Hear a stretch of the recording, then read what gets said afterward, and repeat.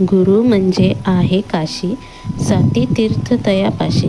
तुका म्हणे ऐसे गुरु, चरण त्यांचे हृदयी धरू. आता गुरुपौर्णिमा जवळ येत आहे आणि आज मी गुरुपौर्णिमेबद्दलच तुम्हाला सांगणार आहे थोडी माहिती. आणि हाय, मी विद्या. शुभ सकाळ आणि तुम्हाला आजचा दिवस खूप छान जावो. आजची पूजा आहे ती गुरुवारची पूजा आहे. नेहमी होते. आता 15 दिवसानंतर गुरुपौर्णिमा येणार आहे आणि त्याच्याबद्दलच आज थोडी माहिती सांगत आहे.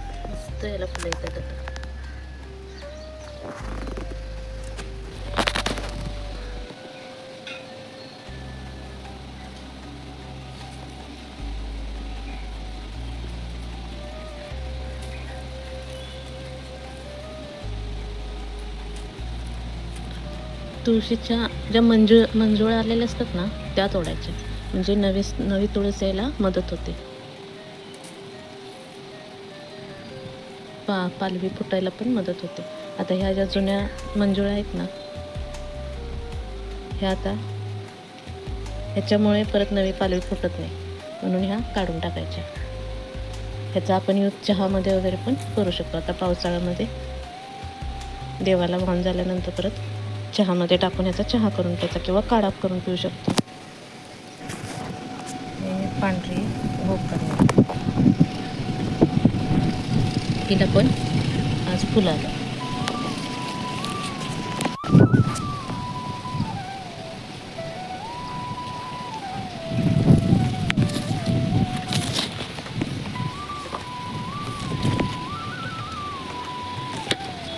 ही स्वस्तिकची फुलं आहेत. ही महादेवाला खूप प्रिय आहे. ज्योतिबाला, महादेवाला, नागबाबाला पण हे चालतात, खरसुंडीच्या किंवा म्हसवडच्या.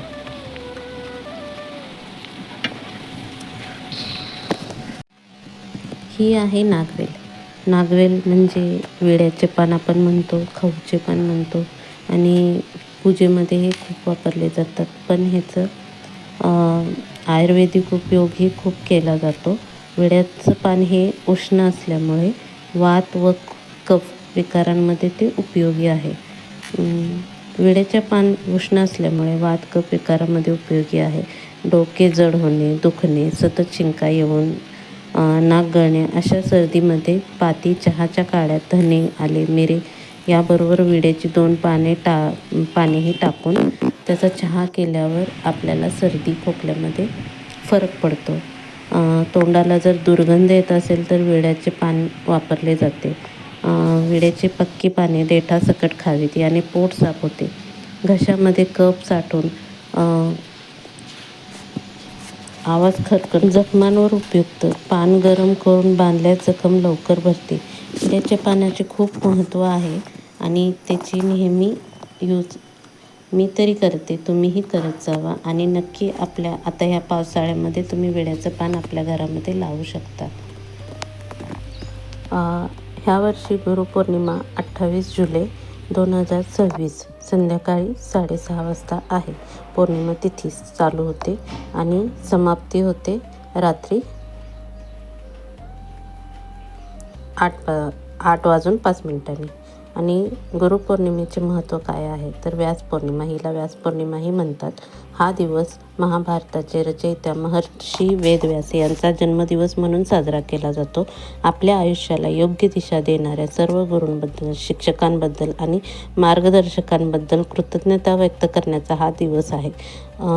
गुरु शब्दाचा अर्थ म्हणजे काय तर गु म्हणजे अंधार आणि रू म्हणजे प्रकाश. अज्ञानाचा अंधकार दूर करून ज्ञानाचा प्रकाश देणारा तो गुरु. गुरुपौर्णिमा साजरी करण्यासाठी सकाळी सकाळी लवकर उठून स्नान करून महर्षी वेदव्यासाने आपल्या गुरूंच्या प्रतिमेचे पूजन करावे. नंतर आपल्या आई वडील आणि शिक्षक हेही आपले गुरुच आहेत, त्यांचेही पाय धरून आशीर्वाद घ्यावे. आणि गुरुपौर्णिमेच्या दिवशी दानाला खूप महत्त्व आहे आणि त्या दिवशी तुम्ही गरजू लोकांना अन्नदान करू शकता, पुस्तके दान करू शकता आणि हे खूप शुभ मानले जाते.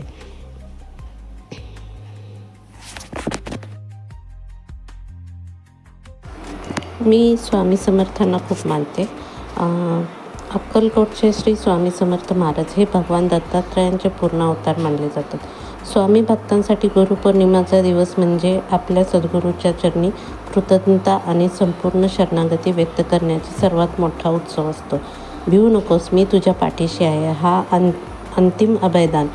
स्वामी समर्थांच्या भक्तीचा आणि गुरुपौर्णिमेचा मूळ गाभा त्यांच्या या एकाच वाक्यात सामावलेला आहे. एका शिष्यासाठी आपल्या सद्गुरूंनी दिलेले हे आश्वासन जगातील सर्व संकटांवर मात करण्याची ताकद आहे. स्वामी समर्थ हे आदिगुरु दत्तात्रयांचे रूप आहेत. त्यामुळे या दिवशी स्वामींची पूजा करणे म्हणजे साक्षात दत्तगुरूंची सेवा करण्यासारखे आहे. गुरुपौर्णिमेला सोलापूर जिल्ह्यातील अक्कलकोट येथील वटवृक्ष स्वामी समर्थ महाराज मंदिरात लाखो भक्त दर्शनासाठी आणि स्वामींच्या पवित्र पादुकांच्या पूजेसाठी एकत्र येतात. स्वामी समर्थांनी अनेक थोर संतांना आणि सत्पुरुषांना उदाहरणार्थ साईबाबा, गजानन महाराजांना मार्गदर्शन केले आहे, म्हणून त्यांना महागुरू मानले जाते. आपण सर्व स्वामी भक्त आहोत, स्वामी सेवक आहात. स्वामींनी त्यांच्या लीलांमधून शिष्यांना आणि भक्तांना काही महत्त्वाचे नियम सांगितलेले आहेत. स्वामी नेहमी सांगायचे की देवांची किंवा गुरूंची धरसोड करू नका. ज्याप्रमाणे एकाच विहिरीला खोल खणल्याने पाणी लागते, तसेच एकाच सद्गुरूवर संपूर्ण विश्वास ठेवल्याने मोक्ष आणि शांती मिळते. अहंकाराचा त्याग करण्याचे स्वामींनी शिकवलेले आहे. गुरुपौर्णिमेला स्वामींना पैशापेक्षा त्यांच्यातील अहंकार, राग आणि चिंतेचा गाठोडा अर्पण करणे जास्त महत्त्वाचे आहे. संकटे ही पूर्वकर्मामुळे येतात, पण गुरूंची साथ असेल तर ती संकटे सोसण्याची शक्ती मिळते आणि संकटाचा काळ सुकर होतो. या दिवशी स्वामी समर्थांच्या मंत्राचा जाप 108 वेळा आणि जमेल तितक्या वेळा तुम्ही करू शकता. तारक मंत्र हा अत्यंत प्रभावी मंत्र मानला जातो स्वामींचा. त्या दिवशीही तुम्ही त्याचे आवर्जून पठण करा. मी 11 वेळा करते, तुम्हीही करू शकता. स्वामी चरित्र सारामृत याचेही वाचन करू शकता. कोण 3 दिवसाचं पारायण करतं, कोण 7 दिवसाचं करतं. आता जवळ आलेले असल्यामुळे गुरुपौर्णिमा 21 दिवसाचं पारायण आपण करू शकत नाही. कोण त्याच्या आधीही सुरू केलेले असते. 21 दिवसाचं पारायण म्हणजे रोज 1 अध्याय वाचायचा आणि 7 दिवसाच्या पारायणाला रोज 3 अध्याय वाचायचे. तारक मंत्राचा जप करायचा आणि स्वामी समर्थांचा जप करायचा 108 माळांचा आणि 3 दिवसाच्या ह्याला 7 अध्याय वाचायचे असतात. स्वामींना गुरुपौर्णिमेच्या दिवशी पुरणपोळीचा नैवेद्य किंवा पिठलं भाकरीचा नैवेद्यही दाखवू शकता. काय जण गजानन महाराजांना पण गुरु मानतात, मग ते लोक पण पिठलं भाकरीचा नैवेद्य आवर्जून त्या दिवशी दाखवतात. आजच्या दिवशी गुरुचरित्राचं पारायणही बरेच जण करतात, पण एकपाठी पारायण गुरुचरित्राचं होऊ शकत नाही. मग त्या दिवशी तुम्ही स्वामी समर्थ महाराजांचं, गजानन महाराजांचं किंवा आणखी कोणत्याही गुरुचं तुम्ही पारायण करू शकता. एका दिवसात जे होणारे असतात ते तुम्ही करू शकता. ज्यांना तुम्ही मानता त्यांच्यासाठी तुम्ही हे करू शकता. गुरु म्हणजे फक्त जे संत होते त्यांनाच आपण गुरु मारावं असं काही नाही आहे. आपले शिक्षक हे आपले खूप मोठे गुरु आहेत. आई गुरु आहे.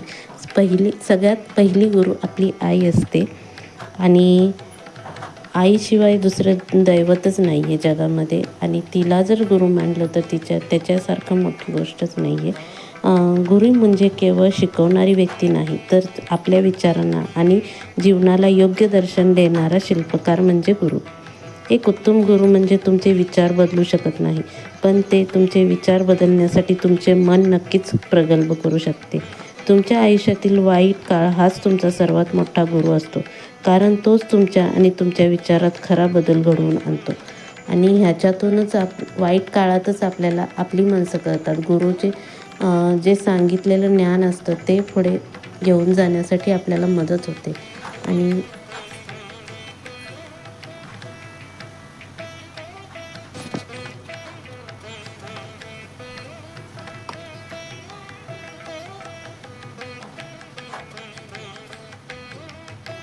आणि ह्या गुरुवारपासून मी 7 दिवसाचे स्वामी चरित्राचे पारायण चालू करणार आहे. स्वामी चरित्र सारामृत पारायण 7 दिवस. याचे खूप प्रभावी हे पारायण खूप प्रभावी मानले जाते. म्हणजे हे कसे करतात तर सप्ताहात दररोज 3 अध्याय वाचतात आणि ते 7 दिवसात पूर्ण केले जातात. पहिल्यांदा संकल्प घ्यायचा. पारायणाच्या पहिल्या दिवशी सकाळी देवपूजा करून मी माझे 7 दिवसाचे पारायण निर्विघ्न पार पडो अशी स्वामींच्या चरणी प्रार्थना करायची. दररोज एकाच वेळी शक्यतो एकाच जागी बसून हे पारायण करायचे असते. दर्भाचे किंवा स्वच्छ सुती आसन वापरून पूर्वेकडे किंवा उत्तर दिशेला तोंड करून बसायचे आणि वाचन मोठ्याने न करता शांतपणे स्पष्ट उच्चारात आणि अर्थ समजून घेण्याचा प्रयत्न करून करायचा आहे. आहार म्हणजे ह्या 7 दिवसाच्या पारायणामध्ये शाकाहारी अन्न ग्रहण करावे किंवा काहीजण उपवासही 7 दिवसाचे करतात. मी करते 7 दिवसाचे उपवास. याच्यामध्ये ब्रह्मचर्याचे काटेकोरपणे पालन केले जाते. पहिल्या दिवशी 1 ते 3 अध्याय, दुसऱ्या दिवशी 4 ते 6 अध्याय, तिसऱ्या दिवशी 7 ते 9, चौथ्या दिवशी 10 ते 12, 5व्या दिवशी 13 ते 15 आणि 6व्या दिवशी 17 ते 18 आणि शेवटच्या दिवशी 19 ते 21 असे पारायण करतात. आणि त्याच्यानंतर गोड पदार्थाचा नैवेद्य दाखवला जातो किंवा पुरणपोळीचा पण नैवेद्य दाखवला जातो. आपल्या यथाशक्तीनुसार आपण एखाद्या जोडप्याला जेवणही घालू शकतो किंवा बाहेर मंदिरात जाऊनही आपण दान करू शकतो. आपली इच्छा असते. किंवा तुम्ही प्राणी, गाई असेल किंवा एखादं जनावर असेल त्यालाही तुम्ही केलेलं अन्न देऊ शकता. कोणत्याही पद्धतीने थोडासा तरी दानधर्म झालेला चांगला असतो ह्या दिवशी, पारायणाच्या शेवटच्या दिवशी. 7 दिवसाचे पारायण पूर्ण झाल्यानंतर 8व्या दिवशी सकाळी देवासमोर नैवेद्य ठेवावा. शक्य असल्यास 11 किंवा 21 वेळा श्री स्वामी समर्थ मंत्राचा जप किंवा नामस्मरण करावे. यथाशक्ती गरिबांना दान करावे. पारायणाच्या समाप्तीनंतर स्वामी समर्थांची आरती करावी. हे असे 7 दिवसाच्या पारायणाचे विधी आहे. तुम्हाला हे कसं वाटलं मला माहिती नक्की सांगा आणि आजची दिलेली सगळी माहिती तुम्हाला कशी वाटली तेही मला नक्की सांगा. बरेच जण 3 दिवसाचेही पारायण करतात. मी कधी 3 दिवसाचेही पारायण करते. 7 दिवसाच्या पारायणापेक्षा हे 3 दिवसाचे पारायण कडक मानले जाते. यासाठी शारीरिक आणि मानसिक तयारी असणे आवश्यक असते. नेहमीप्रमाणे संकल्प करायचा. आहाराचं मी पहिलं जसं 7 दिवसाच्या पारायणात करतो सेम तसंच 3 दिवसाच्या पारायणातही करायचं आहे. फक्त इथं असं आहे की 7 दिवसाच्या पारायणात 3 दिवसाच्या पारायणामध्ये 7 अध्याय वाचायचे आहेत. आणि आज गुरुवार असल्यामुळे सर्व देवतांना म्हणजे सगळ्या दत्त महाराजांना, स्वामींना, गजानन महाराजांना, साईबाबांना सगळ्यांना अभिषेक केला होता. आणि त्याच्यानंतर मग परत त्यांची पूजेची मांडणी केली होती. ती मी तुम्हाला आज सर्व दाखवलेलीच आहे. आणि मला रोज पूजा काय करायला होत नाही, पण रोज सासूबाई करतात. आज मी करते. गुरुवारच्या दिवशी पूजा मी करते. मग तेव्हाची पूजेची मांडणी फक्त तुम्हाला मी दाखवलेली आहे. आणि गुरुवार आहे म्हणून देवीचा कळस आहे. त्याच्यावर विड्याची पानं लावून ठेवलेली आहेत. आणि ही विड्याची पानं जवळजवळ पाण्यामध्ये राहिल्यामुळं 7-8 दिवस तरी ती तशीच राहतात, सुकत नाहीत अजिबात. आणि नारळाला आलेला आहे कोंब. आणि आता हा पावसाळा चालू झाला. आता मळ्यात वगैरे कुठेतरी जाऊन लावायचं म्हणजे छानपैकी झाड तयार होईल त्याचं. तुम्हाला आजची माहिती कशी वाटली मला नक्की सांगा. आणि नागवेलीची माहिती आणखीन पाहिजे असेल तर मी परत पुढच्या व्हिडिओमध्ये सांगेन. आणि आता पावसाळा चालू झालेला आहे. स्वतःची काळजी घ्या, कारण की व्हायरल इन्फेक्शन खूप व्हायला लागलेले आहेत. आणि बाहेरचं पाणी पिणे किंवा बाहेरचं खाणे, तेलकट खाणे सहसा टाळा. त्याच्यामुळे व्हायरल इन्फेक्शनचं प्रमाण जास्त वाढत आहे. आणि तुमची काळजी घ्या. आजची तुम्हाला गुरुपौर्णिमेबद्दलची माहिती कशी वाटली ते नक्की मला सांगा. आणि लाईक करा, शेअर करा, सबस्क्राईब करा. पुढे बघूया गुरुपौर्णिमेचं पण मी व्हिडिओ टाकायचा प्रयत्न करेन. मला सहसा आजकाल व्हिडिओ टाकायचे होत नाही आहेत. 1-2 व्हिडिओ तयार आहेत, पण ते टाकायला वेळ मिळाला नाही. बघू मागचे व्हिडिओ मी जेव्हा माहेरी गेले होते तेव्हाचे तयार करून ठेवलेले आहेत. तो पण मी 1-2 दिवसात सेंड करेन. आणि नक्की सांगा कसे वाटले तुम्हाला व्हिडिओ, कसे वाटतात, गुरुपौर्णिमेची माहिती कशी वाटली, नागवेलीची माहिती कशी वाटली तेही सांगा. आणि बाय.